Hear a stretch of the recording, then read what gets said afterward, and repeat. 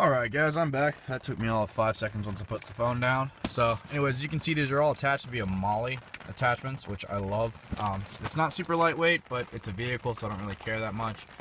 And it's not the absolutely most rock solid secure thing in the world, but none of these pouches are going to come flying off if the vehicle does flip. So that's a good thing. So I don't want, fucking 10 pounds, 5 pounds, and 30 pounds worth of gear flying around the car while we're rolling over, especially on a freaking knife, for God's sakes. But anyways, moving on. This is a little personal survival kit right here. Alright, so in it I've got a paracord bracelet, also bright orange. I believe in having bright orange things if I need them.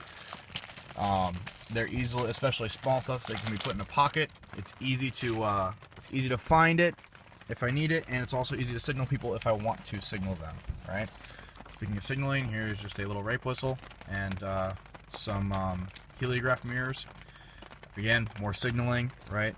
Kind of following along that whole theme. If I'm stuck and broke down, I'm not trying to hide from people. Typical, like, counter to the whole bug out bag belief. Just another random band-aid, always useful.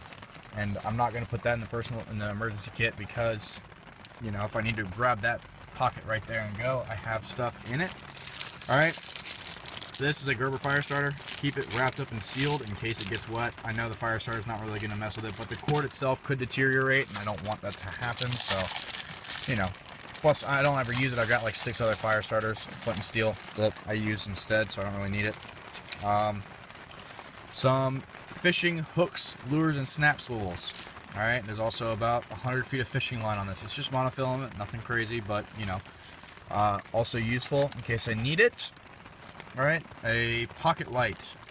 Again, self-explanatory. If I have to explain that to you guys, you're doing something wrong. Cotton, just for tinder. I know it's not very much, but I've also got some more elsewhere because I constantly build for my vape. This is just a little survival manual. I think it's generally useless, but whatever. It doesn't hurt me to have it. There might be something in there when I'm fucking cold and tired and hungry that I forgot, and that helps me remember. So again, Mr. Rape Whistle, in case anyone in the back seat needs help. Some wire. It's copper wire. Great for creating electrical connections, and if necessary, great for an electrical tripwire. Great for just a regular snare if you really need it. I got some more snare wire over here. So this is my heliograph mirror. Signaling, also good for fire starting if absolutely necessary, and the sun is in the wrong spot for me to actually hit the fire correctly. A survivor saw. It's a piece of crap. I hate wire saws with a passion, but it will serve me if I absolutely need it, and it's pretty lightweight, so I guess it has something going for it. But generally speaking, I think these are bullshit.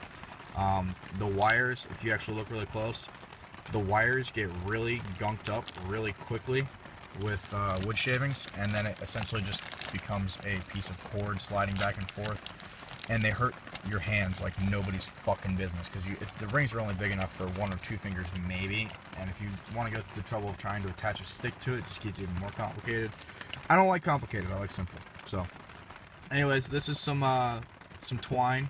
Actually, it's very small, very thin. It's almost like dental floss, but I can use it for lashing things down. I can use it for essentially flossing my teeth like necessary, that kind of stuff. A little sewing kit I keep on me at all times. Useful because you never know when you need to fix a button, sew something back up. It's also got some snap swivels and stuff in the back side here. And all told, there's probably 120 feet worth of thread on there. So while it's not really great for fishing, I guess I could use it as a tripwire or something like that. That's why there's the OD green one in there and black. And that's about it for that bag.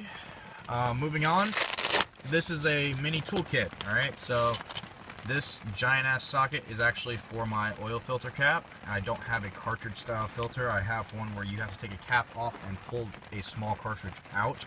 I hate it, but it's a lot like working on a diesel engine, so I at least understand what it's about and why I'm doing it.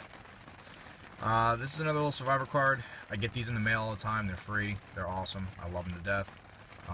It's got some more cordage on it. It's got hex wrenches, bottle opener, saw, 2 blades, a rudimentary compass, some markings for measuring stuff, some screwdrivers, and a seatbelt hook if necessary, and a can opener.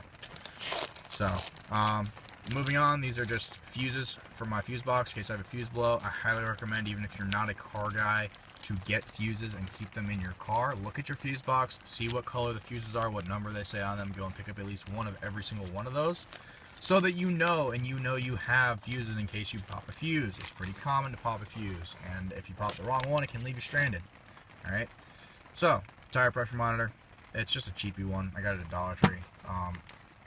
And then I've got a small mini ratchet.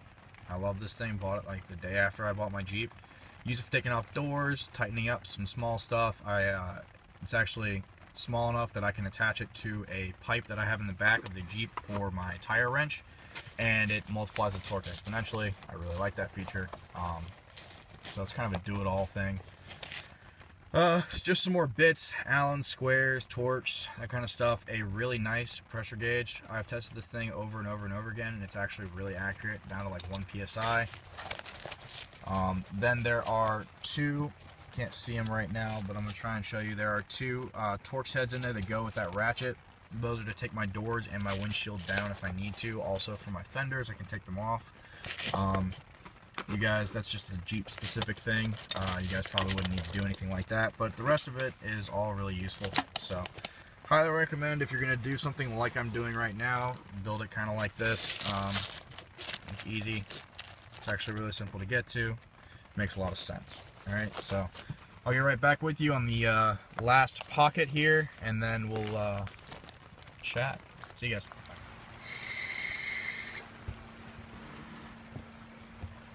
Alright guys, I'm back. Took a quick vape break. Sorry it's so foggy in here. Hold on.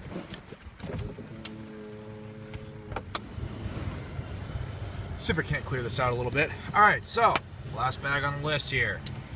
Alright, doesn't have a whole lot of stuff in it, so the video should be probably pretty quick, but you know, you never know because I like to talk a lot. First things first, Goal Zero. Awesome little deal, right? It has a bright ash. It's 250 lumens on high, 150 on low, and then it has a lamp. It's I use it for working on the Jeep at night. Also has a low mode, and then last but not least, actually has red mode and red flashing. Again, more signaling. Nice little feature is this actually functions as a power bank for my phone, tablet. It'll charge my phone 3 times or a tablet once. I don't have a tablet because I think they're stupid, but you know, if you have one, cool, more power to you. Charges via solar. Charges 18 hours on solar to fill the battery up, or 1 hour of cranking. So I've got a couple of options as far as charging that back up is concerned. Sorry about that. Alright, next thing on the list, entrenching tool. It's not the one with the spike, it's just an old military surplus one. I use this because I go wheeling out at the beach every once in a while, or out in the clay, the Uwari, and they like to gunk up my tires, and my tires get stuck, I get high center, I gotta dig out from underneath the frame rails. This is actually really useful, right? Third, but definitely one of the most important things, is this. This is a tow rope. It is a 25-foot long, 35,000-pound tow rope, and that is snap strength and continuous strength, meaning I can basically pull a very large vehicle up to like a box truck size out of a ditch if my vehicle can actually handle it, which it's a Jeep, so fuck you if you think it can't. Out of the ditch also helps because if I ever am in an off-camber situation, I can loop that around a tree, loop it to one of my tow hooks, and I have an extra anchor point to keep one of the corners of my vehicle down. I've had some situations before where I've been wheeling and absolutely needed to use that as a backup safety feature so I didn't flip my $25,000 car over. But, you know, whatever. I like it. It's useful. I use it to tow cops out, especially considering it's like going to start quote-unquote snowing in North Carolina today. And, well, it's currently raining, but people don't know how to fucking drive, so I've had to pull plenty of vehicles out of the ditches and stuff like that with this tow rope. So anyways, that is a overview of the setup so far. When I get another one for the passenger seat, I'll do another one of those videos. So thanks for watching.